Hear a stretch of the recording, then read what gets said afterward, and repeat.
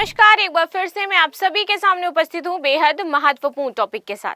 आप सभी जानते हैं कि इस टाइम जो मोबाइल फोन का क्रेज है वो बहुत ज्यादा बढ़ गया है। चाहे वो बच्चा हो, चाहे वो नौजवान हो, पूरा दिन रील, ये सारी चीजें इंस्टाग्राम पे, फेसबुक पर चलती रहती हैं।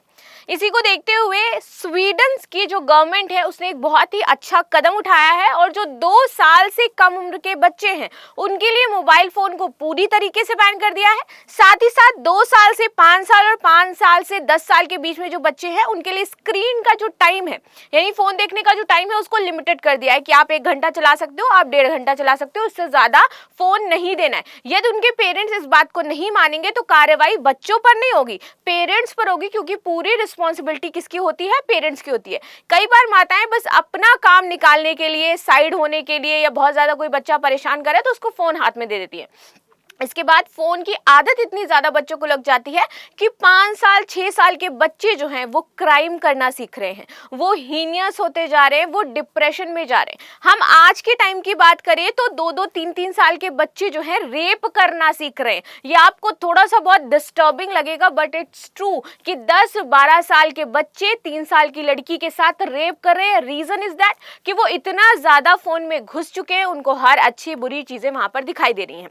ठीक है, फोन हमेशा अच्छा नहीं है। देखिए, फोन बहुत सारी चीजों में डिपेंड करता है आप उसको कैसे यूज करते हो, लेकिन ये पेरेंट्स की रिस्पॉन्सिबिलिटी पूरी तरीके से हो जाती है कि उन्हें अपने बच्चों को फोन कब देना है, कैसे देना है, क्या चीजें वो देख रहे हैं, ये सारी निगरानी पेरेंट्स करेंगे।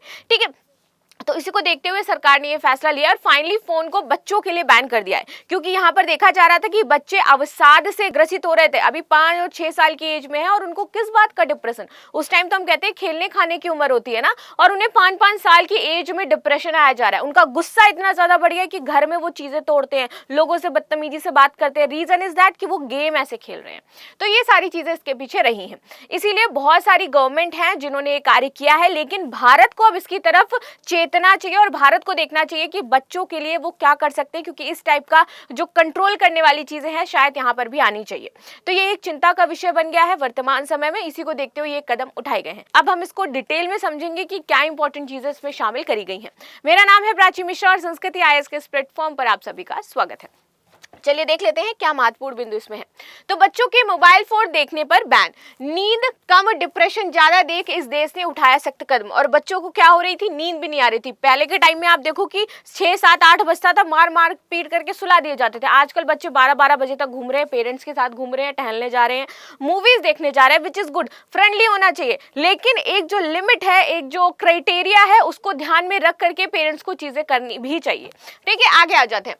तो टेक्नोलॉजी बच्चों की एकेडमिक परफॉर्मेंस को यहाँ पर इफेक्ट कर रही थी, ऐसा स्टडी में पाया गया। ग्लोबल एजुकेशन मॉनिटरिंग ने एक रिपोर्ट पेश करी थी कुछ दिन पहले, और उन्होंने ये खेद जताया कि बच्चे जो हैं आजकल मोबाइल में ज्यादा टाइम स्पेंड करते हैं, जिससे उनका जो कंसंट्रेशन पावर है वो कम होता जा रहा है। स्टडीज में वो बहुत अच्छे इसलिए नहीं हो रहे हैं क्योंकि उनके माइंड में 24/7 जो वो गेम खेलते हैं या कार्टून देखते हैं वो चलते रहते हैं, और जब एक बार पढ़ने की लय बिगड़ती है तो 20 मिनट्स हमें लगता है दोबारा से कंसंट्रेट करने में। तो बच्चों का कंसंट्रेशन पावर कम हो रहा है, साथ ही साथ उनमें अवसाद की जो भावना है वो बढ़ती जा रही है। तो ऐसा किसने बोला है? ग्लोबल एजुकेशन मॉनिटरिंग ने बोला है, and which is very important की रिपोर्ट हमें ये समझा रही है। लेकिन हम हर एक मुद्दे पर बात कर रहे हैं, इस रिपोर्ट के बारे में शायद बहुत ही कम लोग जानते होंगे। चलो आगे आ जाते हैं।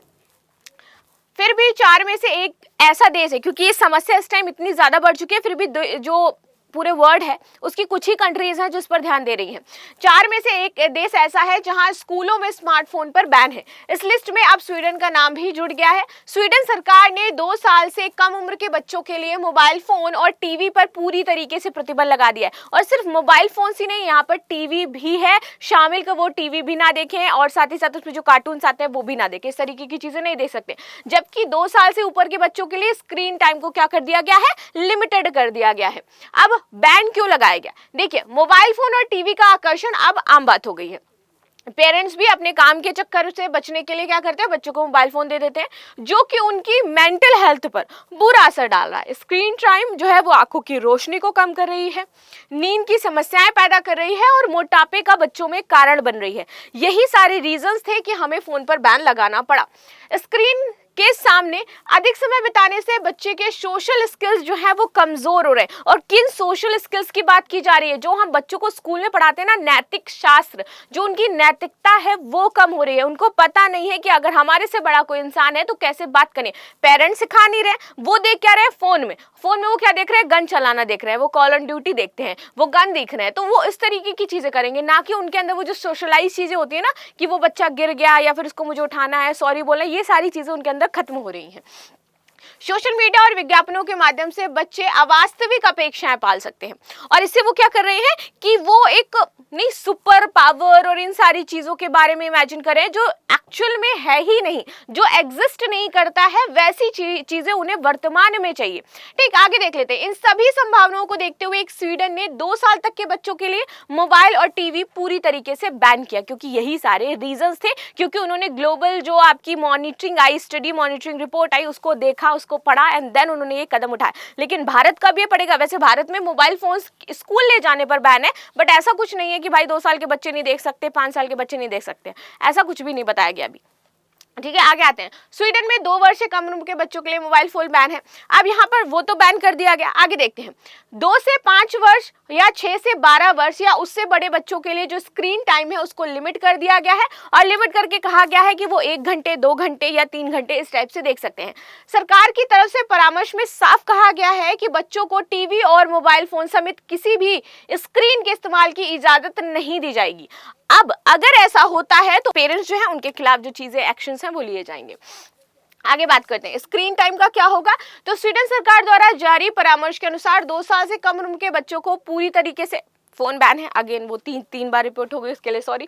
2 और 5। अब बात करते हैं 2 से 5 साल तक के जो बच्चे हैं वो 24 घंटे में ज्यादा से ज्यादा सिर्फ 1 घंटे देख सकते हैं। 6 से 12 वर्ष के जो उम्र के बच्चे हैं वो 2 घंटे ही स्क्रीन टाइम का इस्तेमाल करेंगे। और जो 12 वर्ष से अधिक के बच्चे हैं वो दिन भर में सिर्फ 3 घंटे फोन देख सकते हैं। ऐसी गाइडलाइंस आपकी यहाँ पर लाई गई है। स्क्रीन टाइम से बच्चों में बढ़ रहा डिप्रेशन, स्वीडन सरकार का कहना था कि बच्चों में क्या है, डिप्रेशन बढ़ता जा रहा है। कई रिसर्च से पता चला है कि ज्यादा स्क्रीन टाइम की वजह से बच्चों और किशोरों में नींद और कमी, नींद की समस्या, एक्चुअली जो नींद है वो उनको पूरी नहीं मिल पा रही, इस वजह से उनमें और ज्यादा डिप्रेशन बढ़ रहा है। 25% से भी कम देशों ने इस पर कुछ कानून बनाए हैं, कुछ नियम बनाए हैं। देखिए यहाँ पे कहा गया है कि ये समस्या इतनी ज्यादा बड़ी है, इस बात की उन्होंने जानकारी भी दी, लेकिन फिर भी जो देश हैं वो इसकी तरफ रुख नहीं कर रहे हैं। 25% से भी कम देश हैं जिन्होंने शैक्षिक सेटिंग्स और स्मार्टफोन के इस्तेमाल पर प्रतिबंध लगा रखा है। यूनेस्को द्वारा जारी रिपोर्ट में कहा गया है कि मोबाइल फोन हो या कंप्यूटर, उससे बच्चों का ध्यान भटक सकता है और ऐसे में स्कूल या घर उन्हें सीखने का माहौल जो होगा वो प्रभावित होगा, जो कि पेरेंट्स को देखना चाहिए। ठीक है, रिसर्च से पता चला है कोई भी स्टूडेंट का ध्यान अगर एक बार टेक्नोलॉजी के कारण टूट जाता है तो लगभग दोबारा से ध्यान केंद्रित करने में 20 मिनट लगता है।